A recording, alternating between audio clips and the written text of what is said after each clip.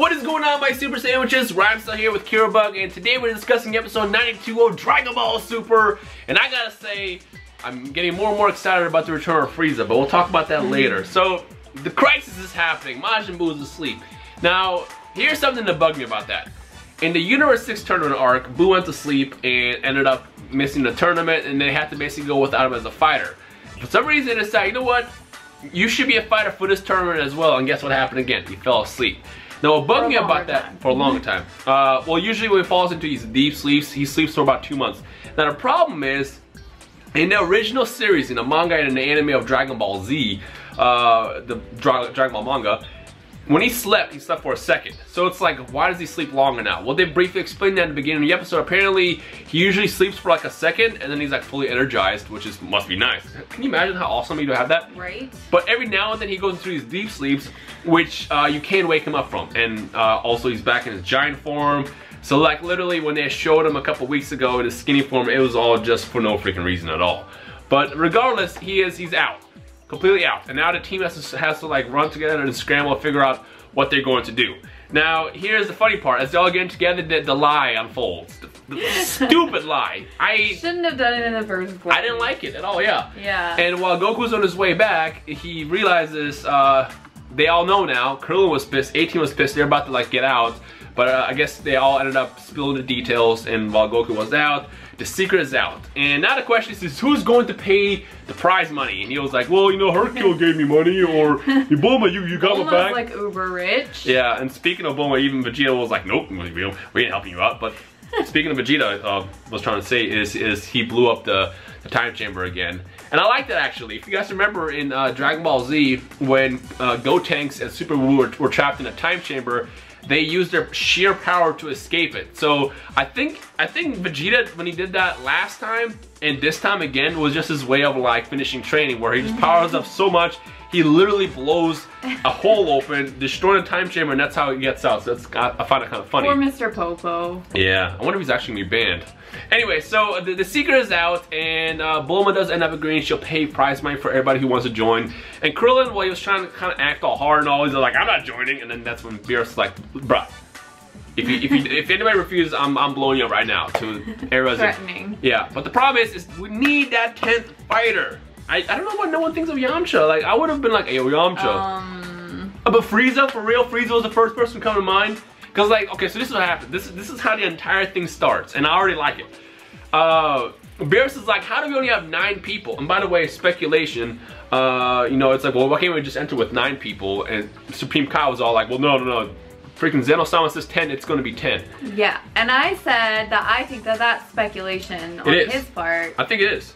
I really do. One of two things can happen. Number one, if other teams from other universes show up and they're not complete, either Zeno is going to just completely wipe them out, be like, all right, cool, y'all out. You know, I still think that, you know, Universe 9 isn't going to really participate or have a full team. Because, like, there's no one in that universe. And, like, the trio of the Dangerous is probably the best that they can do. And I feel like what's going to happen is they'll show up, it's like, well, we only got us 3. Oh, okay. Poof, y'all gone.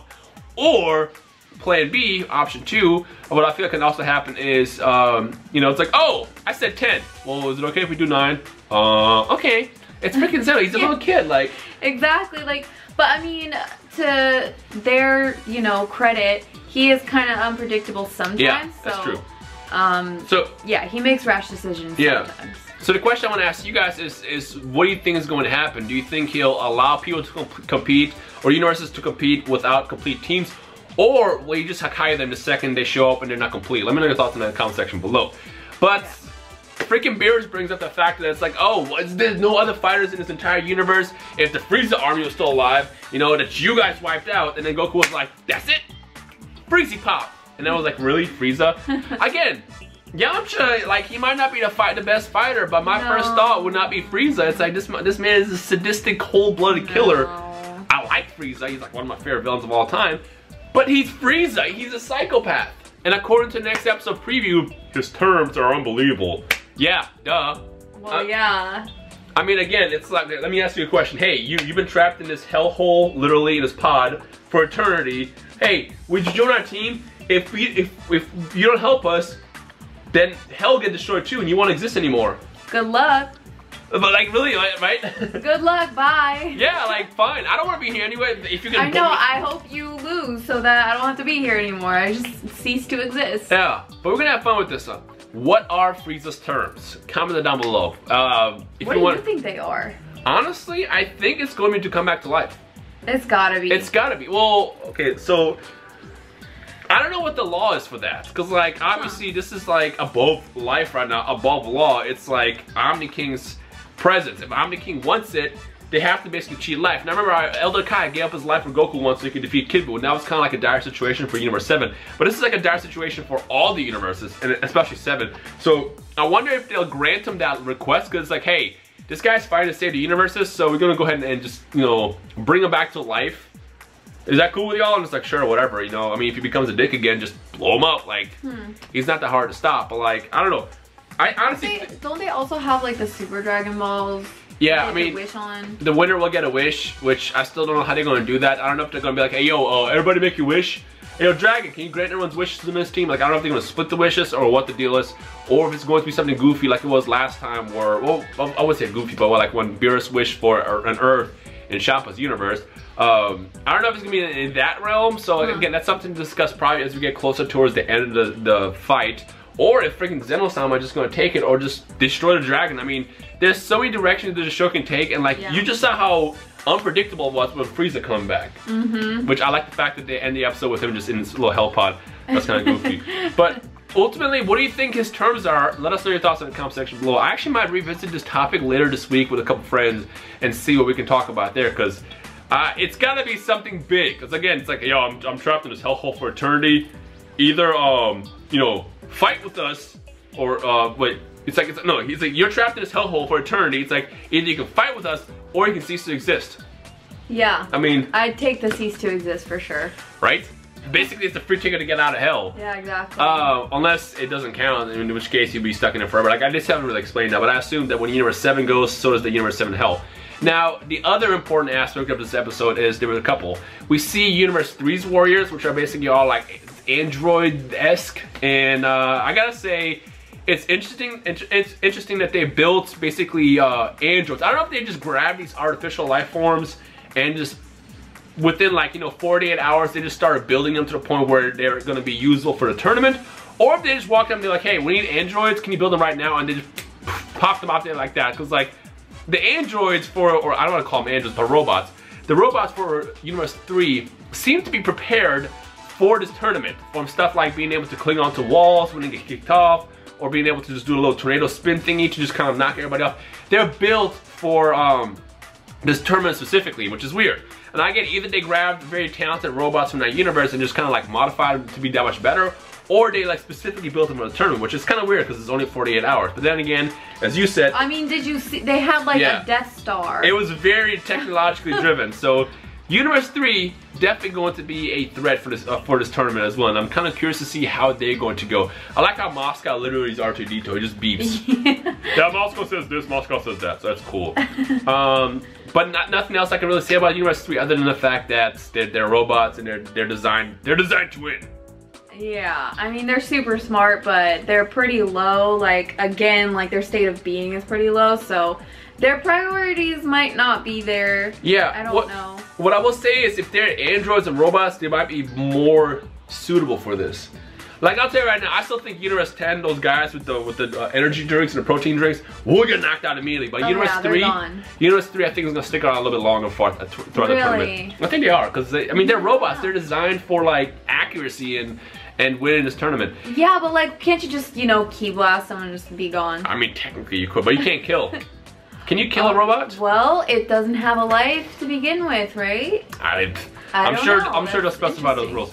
Now, the most important part of this episode, other than the fact that Frieza's come back, we see Kale, and Cauliflower along with Kabe. And you know what? I'm just gonna go ahead and say this. I think maybe all this, not all the Saiyans, but a majority, maybe a good chunk of the Saiyans of Universe 6, they gotta be prodigies. I mean, we know Kabe was a prodigy when he showed up and he transformed to Super Saiyan against Vegeta during that fight. And then here he is with Cauliflower, and it's like, oh yeah, you know, you just gotta, I don't know why they specifically had the back.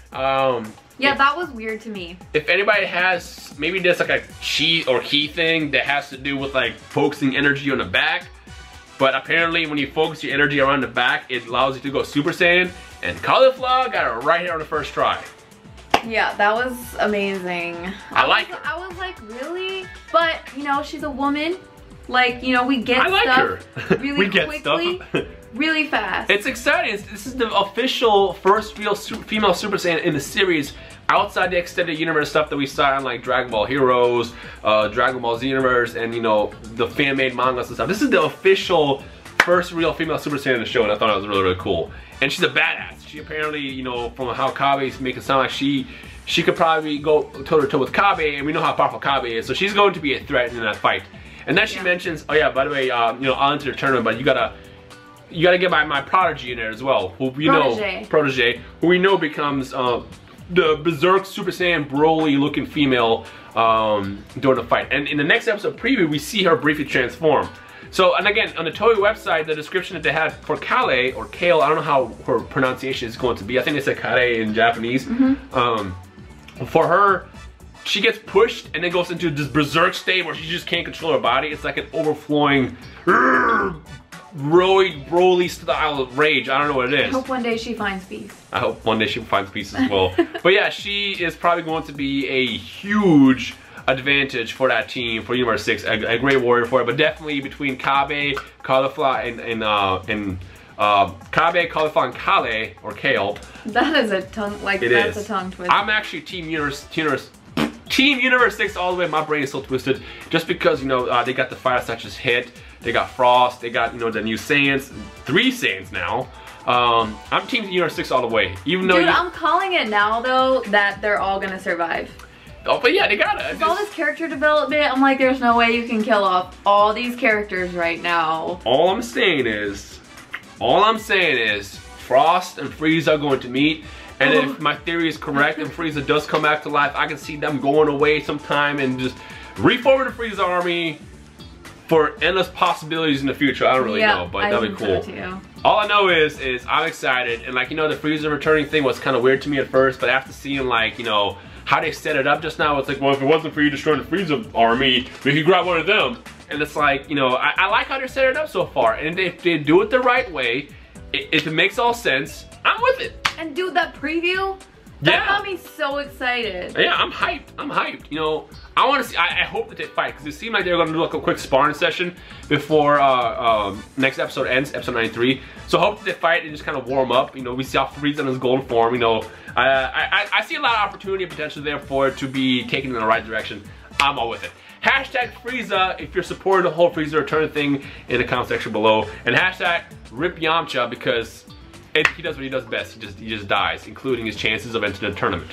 Anyways, if you're excited for Dragon Ball Super episode 93 next week, and you enjoyed 92 as well as the review of this episode, feel free to leave a like rating below. Let us know your thoughts on anything that we might have discussed or forgotten to discuss down below, and anything else we did discuss.